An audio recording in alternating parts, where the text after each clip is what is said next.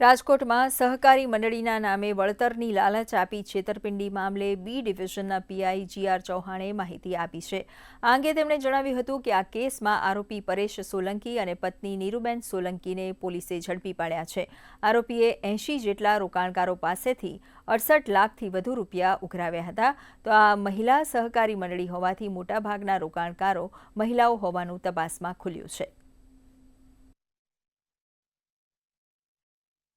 પરેશભાઈ વાઘજીભાઈ સોલંકી અને એમના પત્ની નીરુબેન સોલંકી તેઓ એક પંચશીલ મંડળી ચલાવતા હતા અને એમના પત્ની બાલ સખી મંડળી ચલાવતા હતા. એ અન્વયે એ લોકો પાસેથી પૈસા લેતા હતા અને પૈસાની અંદર 5 થી 8% વળતર આપવાની એને લાલચ આપતા હતા. એ રીતે ધીરે ધીરે ધીરે લોકો પાસે પૈસા લઈ અને પોતાની પાસે રાખી અને લોકોને આપતા હતા એ લાલચ આપતી હતી.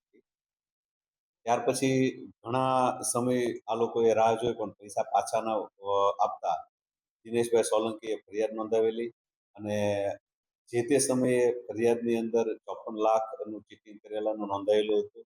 એમાં મુખ્ય આરોપી તરીકે પરેશભાઈ સોલંકી તથા એમના પત્ની નીરુબેન સોલંકી હતા અને એમના સાળા મુકેશભાઈ, પરેશભાઈના સાળા મુકેશભાઈ, નીરુબેનના ભાઈ એ પણ એજન્ટ તરીકે હતા. તો એમના સાળાની ધરપકડ કરી છે.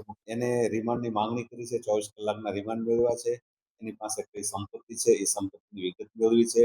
ઉપરાંત એની પાસે એવા કોઈ સોર્સિસ હોય કે જેનાથી નામદાર કોર્ટની અંદર રજૂ કરી અને જે ભોગવનાર છે એને પૈસા પરત આપી શકાય એ માટેની યાદી બનાવી અને નામદાર કોર્ટમાં